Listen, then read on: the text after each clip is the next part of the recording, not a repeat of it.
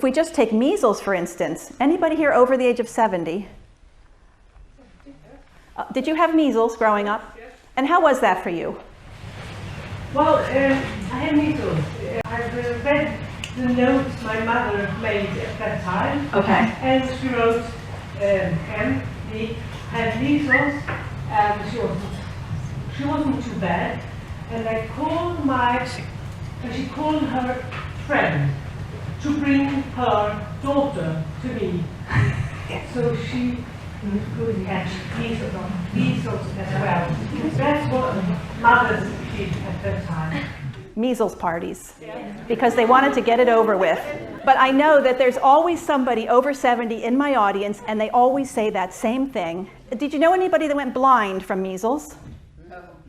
Never heard. Did you know of anybody who died from measles? Okay. All right, we're so far 100% on these questions.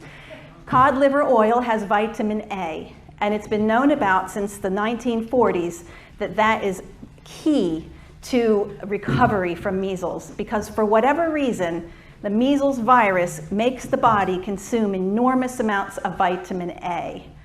And without that, that's when you get this problem with the eyes. And the medical authorities used to say, what did they tell you? Just keep you in a dark room. But that's no cure for blindness or for photophobia. You have to treat the disease, not just put them in a dark room. So the vitamin A was very important. And today we now know that 400,000 units a day to someone who has measles makes a huge difference in the recovery time and in the rate of secondary infections.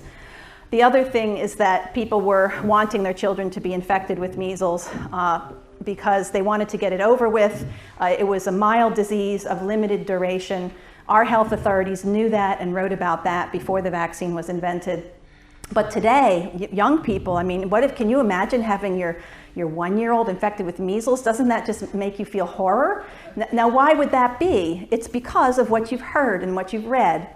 Because after a vaccine is invented, there tends to be lots of reports of the bad things that can happen. But problem is that doctors often give antibiotics and fever reducers to these problems, and that makes everything worse.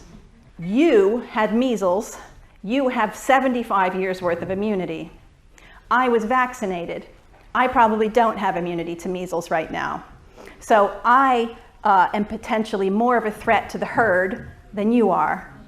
Okay, my babies would not be getting the advantage of my immunity. So my babies are more not only a threat to the herd immunity, but they are threatened by my lack of immunity. Your babies got much more immunity from your placenta, from your milk, and so they were protected by you and by real herd immunity.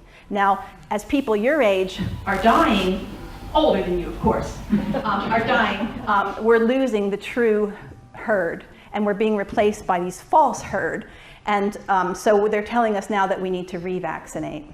When I was 17, she had brain damage, and they said that was from measles. Just wanted to...